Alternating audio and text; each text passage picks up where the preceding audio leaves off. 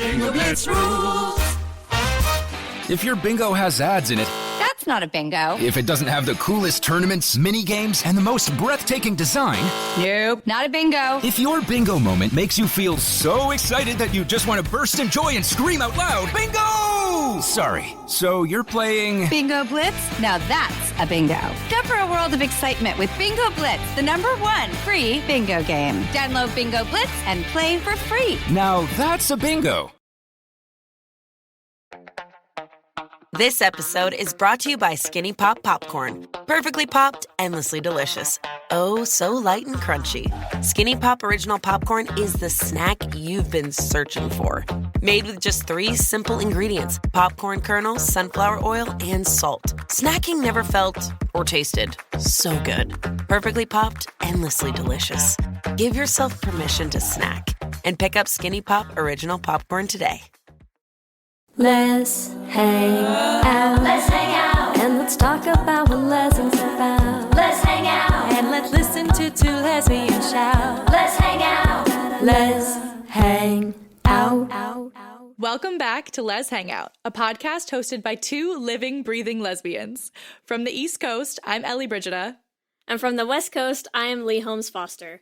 And we have one quick announcement before we get started this week, which is to let you guys know that we finally have merchandise that we are launching. So if you want to check out our store, you can go to tpublic.com/leshangoutpod. We have so much good stuff. We are so excited for you guys to check it out and to wear it and send us pictures. Yes, I just got my bro tank that just says the word Les on it, and I'm loving it. So, all right, well, we're going to get started. So, welcome to episode 13, Pros and Cons. The con in question is Clexacon 2018, and the pros joining us today are Clexacon founders, Holly Weinbarger and Danielle Jablonski. Ladies, thank you so much for taking the time to meet with us, and welcome to Les Hangout. Thanks. We're excited to talk to you both. So what we're going to be talking about today is Clexacon. For any of our listeners who are not familiar with what Clexacon is, it is the largest multi-fandom event for LGBTQ women and allies, and it brings together thousands of diverse LGBTQ fans and content creators and artists and everyone else from around the world to celebrate positive representation for LGBTQ women in the media. So Holly and Danielle, if you guys could also tell our listeners a little bit about yourselves, how you guys met, we would love to start there. Starting broad. Yeah. Okay. I'm Danielle. I am one of the directors of Clexacon, and I do all of the logistics side of running the convention. Hi, I'm Holly, and I'm one of the directors of Clexacon, and this year I am in charge of programming, specifically involving panels and workshops and the like. And our other director, Ashley, who couldn't join us today, is our guest coordinator and works with all of the talent and agents. And together we do everything, also with quite a large volunteer team who helps make it all happen. You guys are the powers that be of Clexacon, basically. We are the powers that be, yes. People, someone called us that once, and I was like, whoa, no, we're just people, but I guess so. Yeah, so we're the main people, we're the main decision makers. We have a great team behind us. And the way we started was actually Holly originally had an idea to create a small event to celebrate Lexa and the ship of Clexa from the show The 100. She came up with the idea to do something positive to celebrate that representation and bring fans together to have like a community to talk about the show and celebrate the rep.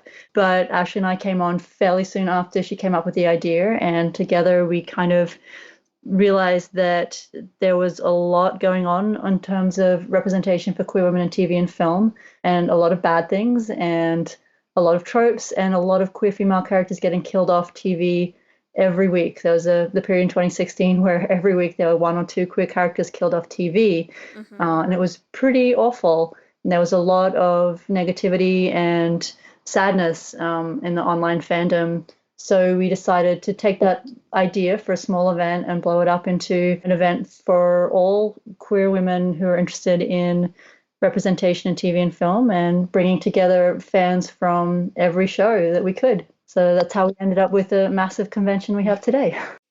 Very cool. You talked a little bit about Clexa. For some of our fans who don't know what Clexa is, Clark and Lexa from the 100, it's their ship name. And like Danielle was saying, Lexa, spoiler alert, sorry guys, Lexa dies in the show, and it was obviously hugely devastating for the LGBTQ community. You also talked a little bit about some of the tropes. We refer to that as bury your gaze, right?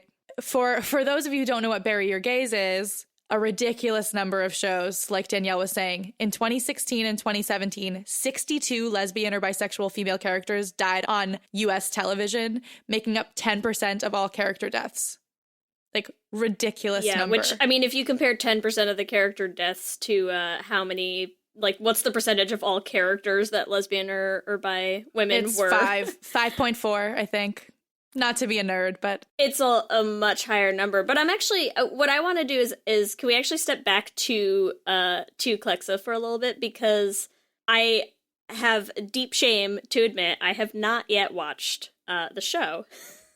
I know what happens. I know I've watched the clips and the everything. But I would actually love for one of you guys, Holly or Danielle, to talk a little bit about specifically why Lexa's death was so big of an event and why it impacted so many people the way it did. It was not by far the first queer woman death on TV. So what was it about that specifically that felt so different? I think one of the things that felt different about it was that it was a really well-developed and awesome character in Lexa, who was powerful and brilliant and also kind and caring. She was a very well-rounded character, and she fell in love with one of the first bisexual female leads. She was the first. That in itself is a groundbreaking relationship, to have the lead of a show be a bi woman and fall in love with a lesbian woman. So I think that that's partly why it had an impact. I think also, speaking for myself, and I think some people, Lexa was just such an incredible character that people saw themselves in her. They wanted to have those characteristics. Like, she was just such an incredible character that we all flocked to her. And not only was she killed off the show, but she was killed off in a way that was particularly harmful to many of us. And it was very painful to see it done that way, and see the reaction, especially of younger audiences, because I think the show did skew a little younger. And I think part of why it felt a bit as though there was a turning point after that character's death was because the audience was so young and so connected to social media, that the backlash to the death was a very big deal on social media, where before, maybe when characters were killed off, there was less of an outlet for anger and sadness about it. But it's such a high profile one, and the social media aspect was connected to it. So it blew up in a way maybe that other character deaths hadn't had that impact before. Because I mean, I remember back in high school, like when I was watching Buffy, and oh god, I know, I'm so sorry.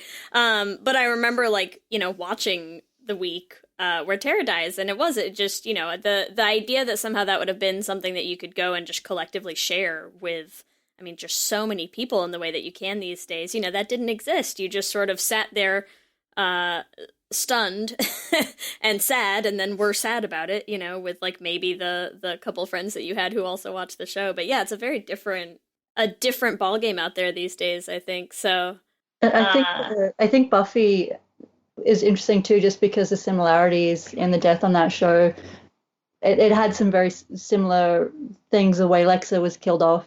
And so for me, and I think maybe some of us who are a little bit older as well, who could see that the same things and the exact same tropes are being used decades apart, and it's having the exact same impact on people, it was kind of feeling like we need to do something about this. We need to make a change. Like 20 years later, it should be better by now. And in some ways, it really isn't.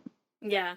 So Holly, Danielle was saying the original idea of doing a convention was your idea. So how do you go from, sitting and watching that episode, watching that happen, to deciding, this is what I want to come from that? How does that come about? Well, I'm just going to back up just a little bit to piggyback off of what Daniel was talking about. So I came up in the late 90s, early 2000s. I would say late 90s more than anything, where if something happened, we were just used to not having any representation. So even if we had something that was a harmful trope, we just, like you were saying, we kind of just said, oh, well, that's just life, whatever.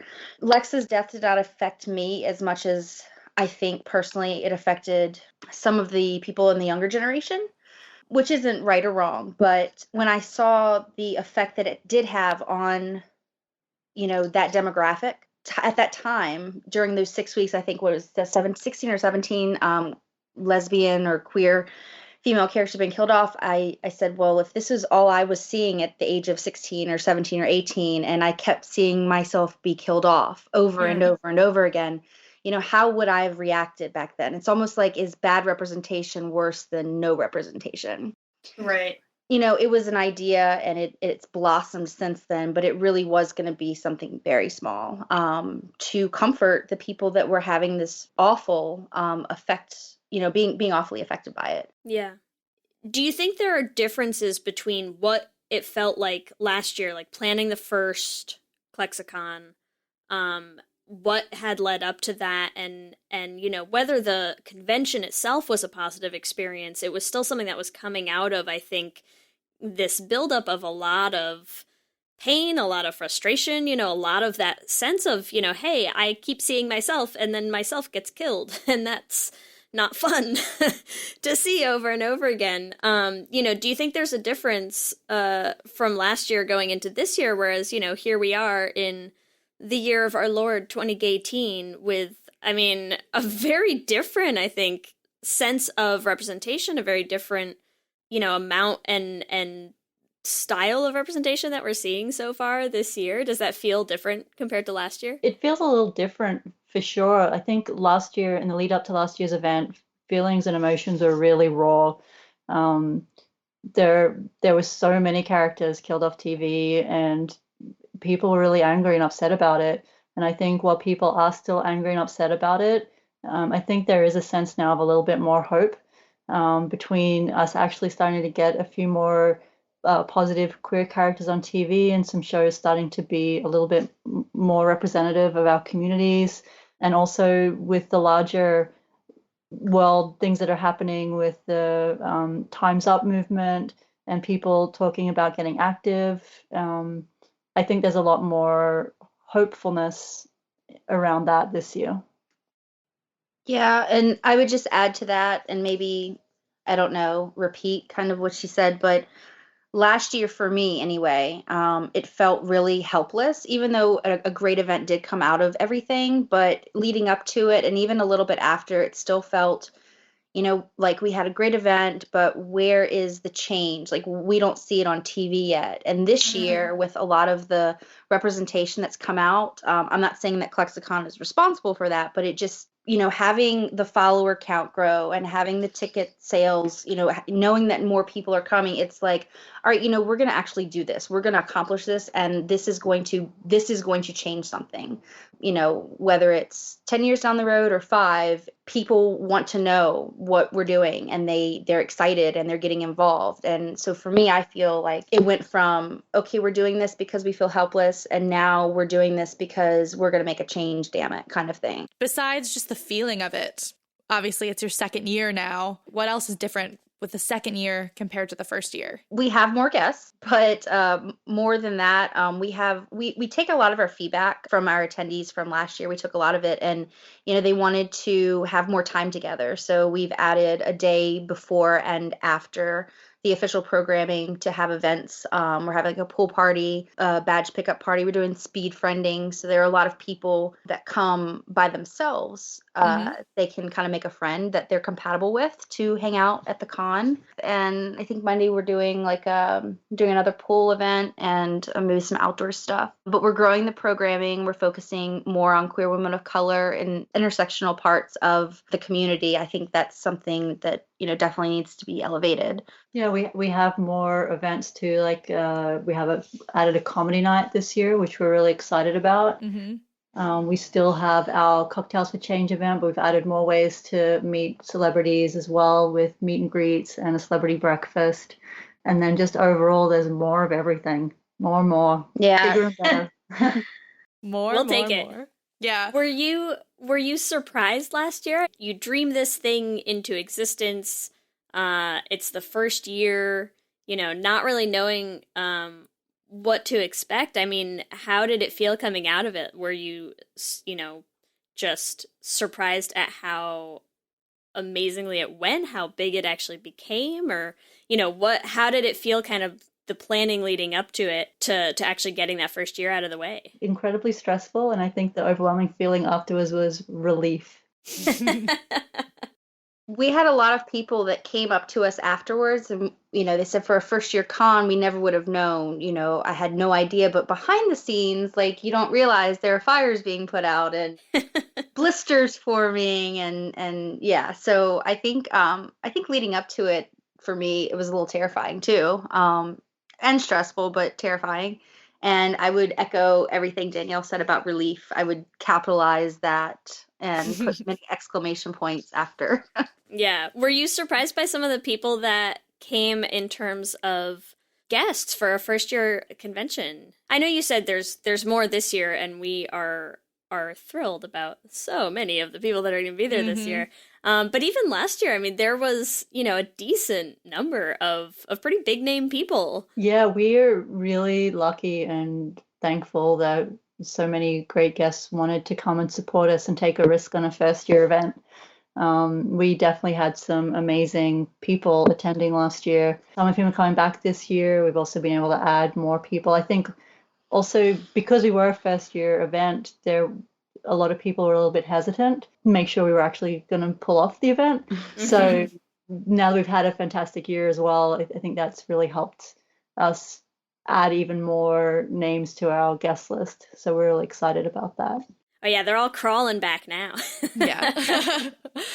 For our listeners who don't know who the guests are, tell us about some of your favorite guests, people you're most excited to see. Very excited to see Kyla Lee, Katie Lotz, Maisie Richardson Sellers, Nicole Busheri, Amy Acker, and Sarah Shahi, Kat and Dom from Winona Earp. We're having a massive Lost Girl reunion.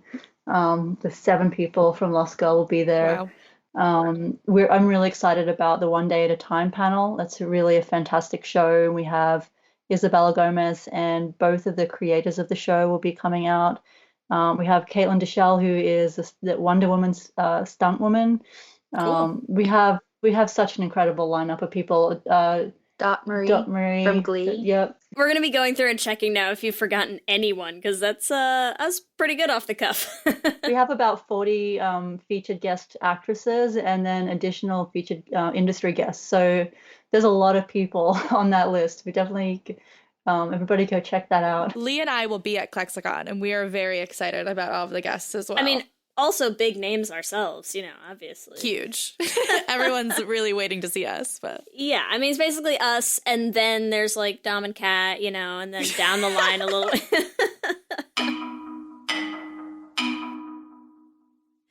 Ellie, what should I watch now that Winona Earp ended? Well, if you like Winona Earp, you should definitely check out Riley Parra on Tello. It's a little bit Winona Earp, a little bit Buffy, and a little bit Rosalia Niles, but actually gay. Oh my god, I love the Riley Parra book, so of course I'm watching it. Plus, Tello's all about making content for lesbians, so lesbians are front and center. And we're all about lesbians front and center. Ugh.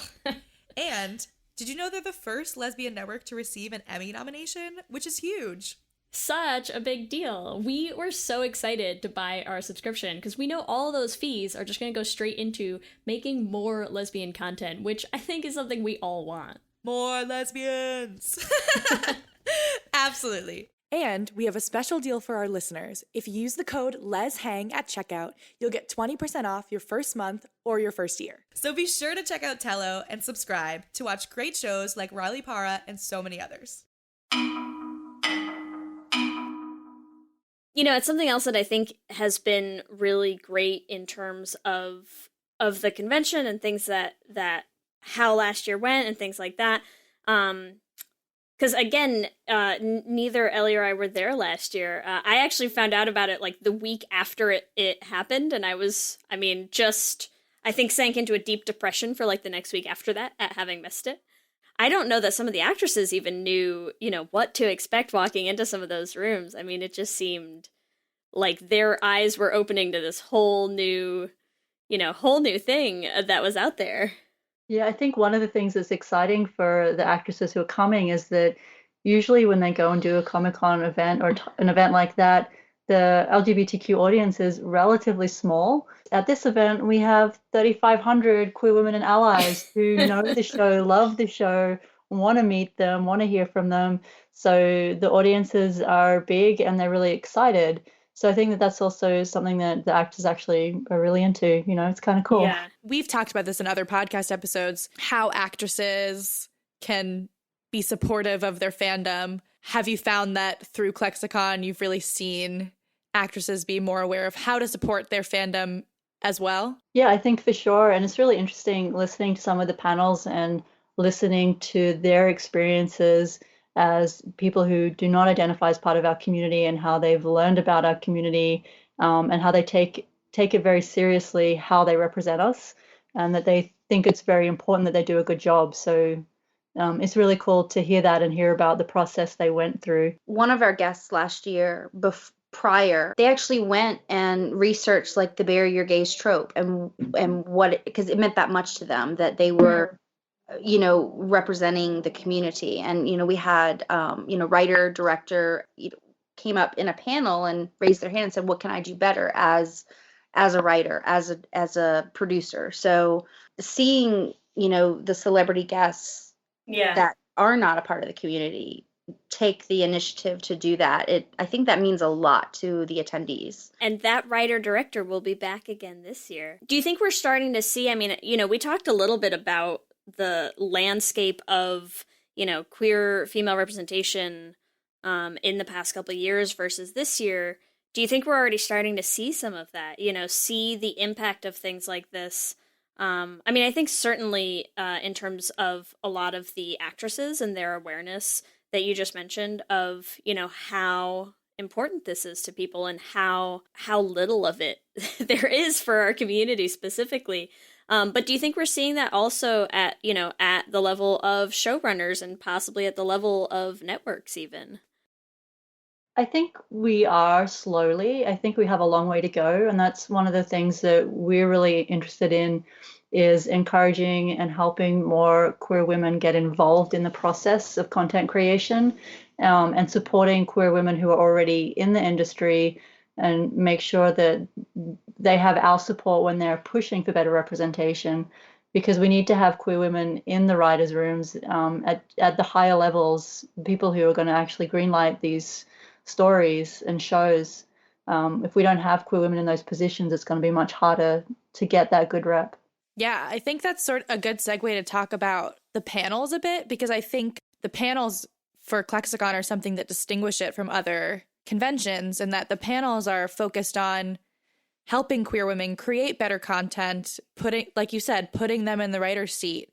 So can you talk about some of the panels from the industry perspective? There's a writer's workshop with Emily Andrus that looks incredible. Yeah, that was fantastic last year. Expect it will be again. We also have a production workshop with Vanessa Piazza, who is a creator of Lost Girl and is now on Dark Matter, talking about how to take an idea and take it all the way through production. We have an illustration workshop with Laura Innes, who did the Winona Earp comic. David Peterson, who created the languages on The 100 and on Game of Thrones, is coming in to do a language workshop. We have a bunch of different things like that. Pitch to production is actually a competition too, where you can come in and learn about pitching, practice your pitch, and then in part 2, there's actually a competition, and the winning pitch gets a deal with telefilms. Woohoo! Well, yeah, Very cool. How to create a web series, how to produce an indie production on a budget. Podcasting 101. Yeah, podcasting 101. Ooh, podcasting panel. That sounds interesting. That sounds awesome. Everyone Who's should go teaching to that? that panel. And also like how to make YouTube videos and how to actually become a successful YouTube creator. We have a director from YouTube coming in to talk about that. So we have like a variety of different panels and workshops around industry, getting into the industry and developing skills, networking events. And then we have a range of panels around representation for queer women of color, for LGBTQ people with disabilities, neurodiversity in writing. We also have a mental health panel about, poor queer representation, how it can affect people's mental health. Panels around like older LGBTQ characters and where are they? Panels related to all sorts of films and shows and series. We have a lot of panels. Yeah, we have this year we have a sex positive panel. You can find out more information on the website, but it's we really broadened what we're talking about with our programming this year. But one thing, and Danielle mentioned it, that was very important, was to make sure that we tried to give a space and elevate the different intersections of the queer community. And like underneath of that umbrella, there are queer women that are disabled and a woman of color, or have a mental illness and are a woman of color. So we're definitely trying to intersect those and give those voices a space to listen and talk and learn. So we're really excited about that. And it's I think it's something that's really important. I know it's a conversation Ellie and I have had a number of times as people who host, we call this a lesbian podcast, and we try to be very clear about the fact that that means it is a podcast that is hosted by 2 lesbians. Does not mean that it is only for lesbians, or, cannot be enjoyed by anyone else, or that we want to, not discuss things that affect other people who are a part of our community as well.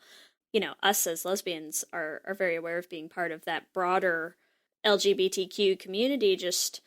We've seen, especially at Clexacon, is there is a really intense focus on being aware of and talking about that intersectionality, where these things all come into play.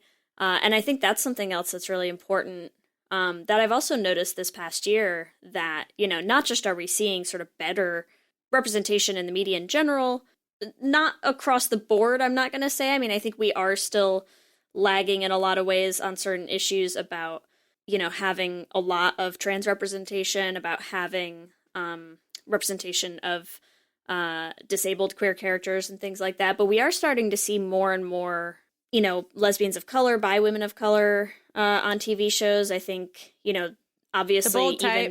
Even the bold type. Yeah, present at the convention that, one day at a time is going to be there. That's a big one. We're really excited. I think we're excited to check out a lot of those panels. I don't know if there's more that you want to say just about having that representation and opening those spaces for voices and for people to kind of be a little bit more visible than a lot of those groups tend to be. Yeah, we think it's really important. It's something we try really hard to do, is to give space to as many different people within the community as we can. And we always encourage people to submit their ideas as well. For next year, at this point, like if you see a gap in our programming that you think we should be filling, to let us know and submit a panel. We definitely want to hear what people want to speak to and what they want to hear about. This episode is sponsored by BetterHelp. And as we head into Thanksgiving time, I want to start by thanking my wife, Kelsey, who has not only listened to just about every episode of this podcast for 8 seasons now, but who also is the only reason I'm able to make time to record it every week. She takes the kids, gets them dinner, and gets them ready for bed, just so that Ellie and I can come on and yell about gay things into each other's faces for an hour. So here's a reminder to send some thanks to the people you're grateful for in your life, including yourself. I've been in therapy for a long time now, and one thing that's so important about therapy is how it teaches you to be more intentional. And being intentional about gratitude and how to show that to the people you appreciate is just one of the many benefits that I've gotten from therapy over the years. If you've been thinking of starting therapy, consider giving BetterHelp a try. I know how hard it can be to find time for regular therapy, and BetterHelp is designed to be flexible and convenient for your schedule. You can fill out a brief questionnaire to get matched with a licensed therapist, and you can switch therapists at any time for no additional charge. If you want to start being more intentional about gratitude in your life, visit betterhelp.com/leshangout today to get 10% off your first month. That's BetterHelp, HELP.com/leshangout. Let's hang out. This episode is brought to you by Progressive Insurance. Do you ever find yourself playing the budgeting game? Shifting a little money here, a little there, and hoping it all works out? Well, with the Name Your Price tool from Progressive, you can be a better budgeter and potentially lower your insurance bill too.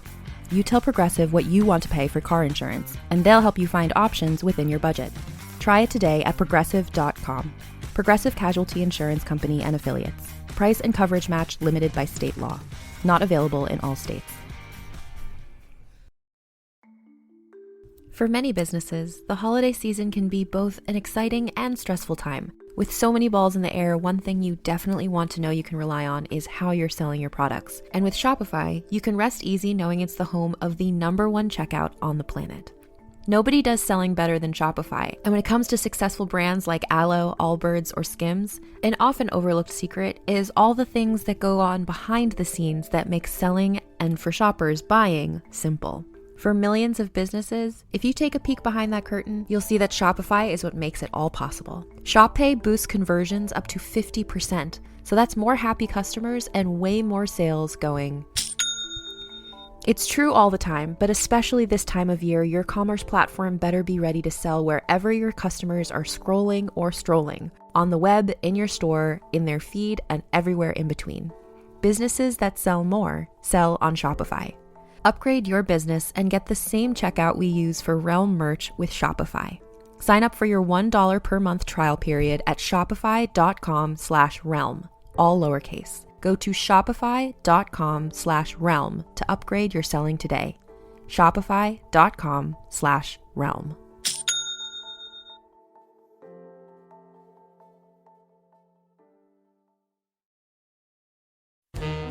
There's a lot going on right now. Mounting economic inequality, threats to democracy, environmental disaster, the sour stench of chaos in the air. I'm Brooke Gladstone, host of WNYC's On the Media. Want to understand the reasons and the meanings of the narratives that led us here, and maybe how to head them off at the pass? That's On the Media's specialty. Take a listen wherever you get your podcasts. So what you're saying is if they wanted like 4 podcasting panels, they should All right, Lee. if you get that feedback, we don't know where that came from. But it's good to know. No, we encourage absolutely everybody to submit, within reason, a panel about anything and everything, because there might be things that we miss. There might be things that other panelists submitting submissions, and that's completely redundant, but there are things that are going to be missed. So we encourage, to give a voice in our programming. Yes, and for our audience, if you look on the Clexacon website, you will see that the panels are ridiculously diverse. There's something for everyone, and I'm just upset I won't be able to see everything. There's almost too much to digest. Very excited. That's definitely an issue, and I will just mention that over the next week, I guess, or so, we're going to have quite a handful of panels still that need to be added. They will be going up, so keep an eye out. Oh, exciting. Oh my God, there's more? Yes, there's more. Oh, I don't know if I can handle more. I'm like more. Ellie. I don't know if I can make decisions about, how do you decide what you want to go to, and I'm so bad at decisions. I need my time turner. Where's my time turner? On that vein, do you guys have any tips for people attending Clexacon because there is so much happening? How do you get the best experience possible? How do you get the most you can possibly get from Clexacon when you're there? Well, the one thing is to plan ahead, have a look at the schedule and know which panels are must-sees for you so that you make sure you really do catch them and don't get distracted by the 5,000 other things happening. But the other thing that we always tell people is just to make sure you look after yourself and don't forget to eat, don't forget to sleep. A lot of people last year complained that they didn't have time to eat. So make sure that you eat. We didn't eat. Make sure you eat and you hydrate. And also just make sure that you talk to people. One of the really cool things about last year is that so many people came by themselves and so many people left with new friends. And it's such an open, accepting environment that we have been able to create. Like people will talk to you, people want to talk to you. Just start some conversations. Yeah, I will say that if you have a Way Hot shirt on and someone else has a Way Hot shirt on, like you will be friends. And obviously for any other ship, probably, I saw so many people that came by themselves and they were hanging out at the Saturday party by Saturday, like the day after. And they are now lifelong friends, like BFFs on Twitter. Like everyone is so welcoming and they don't want, I mean, if you are coming alone, definitely just don't be afraid to say hi to people. Don't be afraid to say hi to us. We'll be running around like crazy, but say hi. And our volunteer staff is amazing. So if you have any questions, like that's one thing, like you will see is it purple shirts? Bright purple shirts this year, like go find someone. But the biggest thing that I would say for people that haven't been to a medium-sized con, I guess, is make sure you wear really good shoes, and it's Vegas and it's dry. You need chapstick and you need lotion. Otherwise, you're miserable. And also, I would probably prep yourself with some airborne or emergency to make sure that you don't get con crud. Yeah, there you go. Because it happens. You said earlier, if you see someone in a Way Hot shirt, someone else is in a Way Hot shirt. And it sort of brought me to cosplay. You know, if someone is dressed up in your fandom and that kind of stuff. So I know there's some cosplay going on at the con. I will also be dressing up. I'm part of the 12 Days of Hotmas, which is going to be amazing. We're 12 different Officer Hots. I'm so excited for that. Yeah, I cannot wait. So can you guys maybe tell us some of your favorite cosplays from last year? Or Sorry, the winner of our cosplay last year was Little Lexa, who was so well. She did Lexa so well. She was I don't know 7. how old she is. 7-year-old. Oh my god. I'm dying already. How could she not win that? But we had a few Lexas, but we had Supergirl was big last year as well. Ghostbusters. Cora. Yeah, we had 2 Holtzmans. We actually had Supergirl. Oh my goodness. Yeah. We had Supergirl. We did have a bunch of Way Hot cosplayers. I'm so excited. Yeah. So I'm gonna be cosplaying pregnant Winona. So there's that. Because Leah's actually pregnant. Well, yeah, I will be 7 months pregnant while I'm there. So it was too good to pass up that opportunity. Absolutely. But yeah, we definitely encourage cosplay, and we have the competition, so you can win some prizes. Yeah. It's really cool to look out and see people dressed up. That's awesome. We're going to be getting probably like a pre-registration form on our website within the coming weeks once we hammer out some more details. So, but we're excited. We encourage cosplay like 24/7. Yes. What it's time for is, I don't know if both of you have listened to the podcast before, but we usually end every episode with a little segment that we like to call Q and Gay. Q and Gay. Q and Gay. And the way Q and Gay works is we have some questions that we will ask the two of you, and then we put them up on our Twitter as well, so that we get our listeners to give us their answers. So if you're ready, we have some questions that we have prepared for you. They're usually yes or no or multiple choice. They're pretty straightforward. Number 1, I will start us off because this one might be a little bit of an attack. When I said it's straightforward and easy, I lied. So question number 1 is, out of the following, which would you pick? Wayhot, Holstein, Sandvers, or Clexa? I'm gonna plead the fifth on that. I'd like to add one, but I'll go ahead and answer. And this is not favoritism, but it's just because it was the first ship in like 10 years that I actually watched, and I will say Clexa. But Okay. What was, if you were going to add one, what were you going to add? Elizabeth Marston, Olive Byrne from Professor Marston. Do they have a name? They should. Dr. Byrne. I'm gonna figure. You know what? I will figure it out. We'll make one and let you know. Okay, awesome. We'll have a write-in candidate. There we go. Yes. All right. Question 2 is: have you ever cosplayed? Yes or no? I have not. I'm thinking. Halloween count? Halloween does. I don't know if Halloween. I don't think Halloween counts. I think I have, but I didn't like make my own costume. But I did dress up as Lauren from Lost Girl once. Excellent. Will you be cosplaying at Clexacon this year? I don't believe so. I don't think we'll have. Well, I don't think we're time. gonna be able Yeah, to. We're gonna be running around like crazy. I guess we could do that in cosplay, but it'd be a bit trickier. Maybe. I'll say maybe, but I don't know. Pick a cosplay with like really comfy shoes, right? There you go. Okay, question 3, and this might be slightly biased, but your favorite con out of FlameCon, ErperCon, Clexacon, or Comic-Con? I mean, it has to be Clexacon, right? Yeah, it has to. Well, I mean, come on, it's their baby. Yes. We would expect no other answer from you two. I want to give. Well, can I add another one?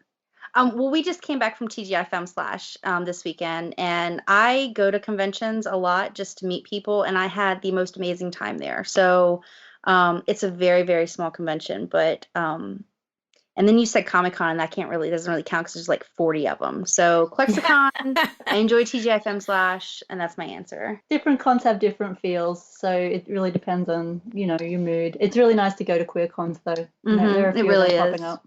If you're catching on to the Twitter allows you 4 poll options, so we tend to cut it down and try to cheat as many in there as we can. So All right, so our answer is Clexacon. that's fine. We like the write-ins. You guys get to do write-ins, and on Twitter they can just leave a comment as well. So please don't feel locked in to only the 4 that we give you guys. All right. This next question, I don't know if I can even get through. It's really hurting my heart, but who is your most devastating queer lady death? 1, Lexa. 2, Tara. 3, Dana. Or 4, Pusey? That's a rough question. I really am crying. They're all awful. Oh my gosh. And also pointless. Yes. Yes. It was pointless. Every one of them.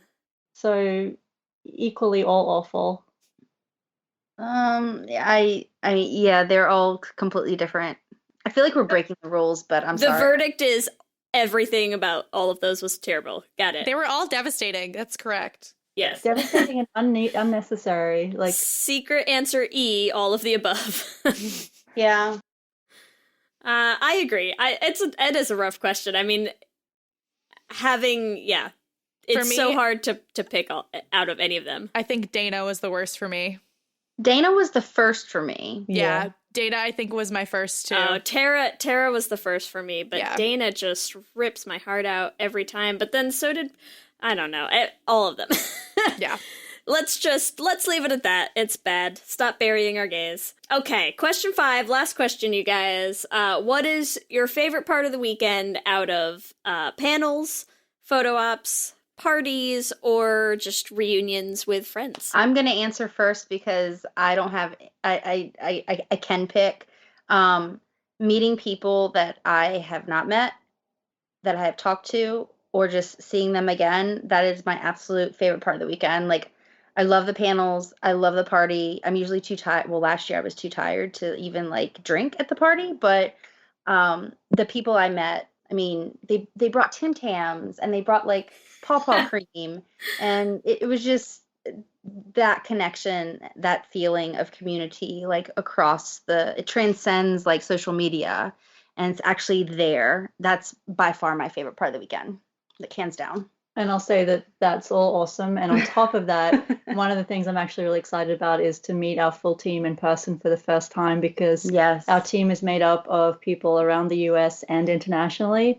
And I haven't met some of them in person yet, so we're all going to get together, and I'm really excited about that as well. It's really awesome to bring together a group of people who've never actually even met each other face to face and be able to pull off an event like this. It's pretty cool. We are very excited to meet all of our Twitter friends as well.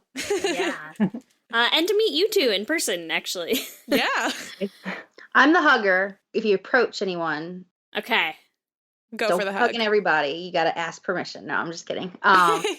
No, but if you see us, if we're not crazy busy, which we will be, just like say hi. We will do that. And remember that all of you at home can give us your own answers to this episode's Q&A questions on our Twitter at Les Hangout Pod. You can also find us on Instagram and on Facebook. We're at Les Hangout Pod.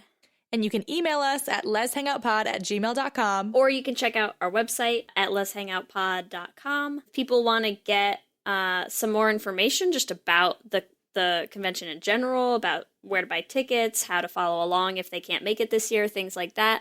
What are the best places for them to check out? I'll use this to give a really awesome, massive shout out to the person who created our website. Hi, Danny. You can go to our website, Clexacon.com, and it might take a little bit of navigation learning. All of our information's there. We have drop downs. We have stuff about our party. We have links to registration forms, press, et cetera, everything under the sun. But we're also on Twitter, Facebook, Instagram. Tumblr is the forgotten child, but we're there now. We're there. Where is the best place if people want to follow you two kind of individually? I know we did the, the Clexacon things, but if people want to follow you guys? We're both on Twitter. Oh, us? Like us? Yes, individually, yeah. Talking about Clexacon. Do you want me to give them your thing? Yeah, because I never remember I think she is DJNYC3. DEEJ. NYC3. I'm everything Clexa. So that's easy to remember, but it's super dorky. I'm sorry. Yeah. Totally fine. Yeah, leading up to the convention, we're not really participating in anything going on Twitter, but maybe afterwards, like, we can exchange handles and say hi. I don't know, but I haven't been on there in like 2 months. Cool. And if you want to follow Ellie or I individually, the best place to find me is on Twitter at LSH Foster. And you can find me on Instagram and Twitter at Ellie Brigida. Just a quick reminder, if you enjoy the podcast, we would love if you could rate us and review us on iTunes. It makes a huge difference. If you just, leave your thoughts, leave a comment. We love to read them and we love to see them. Yes. And we also have our Patreon where you can get insider perks like Les Essentials viewing parties, hear the bloopers of all the ridiculous things that we say that don't make it to the edit. And that's at patreon.com/leshangout. And once again, we are super excited to be launching some merchandise. So please check us out at tpublic.com/leshangoutpod.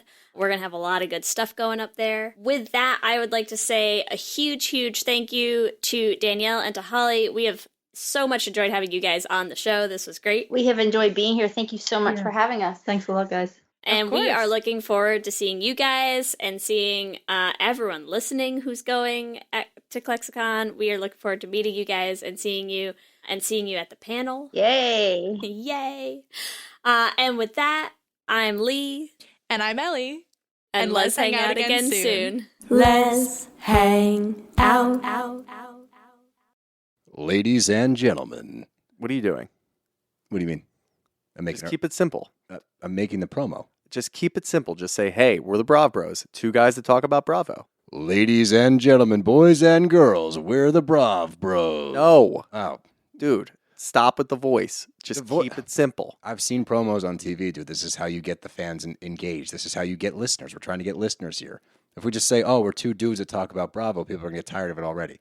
We need some oomph. All right, then fine. Let's try to do it with your voice. Brav Bros. Good job.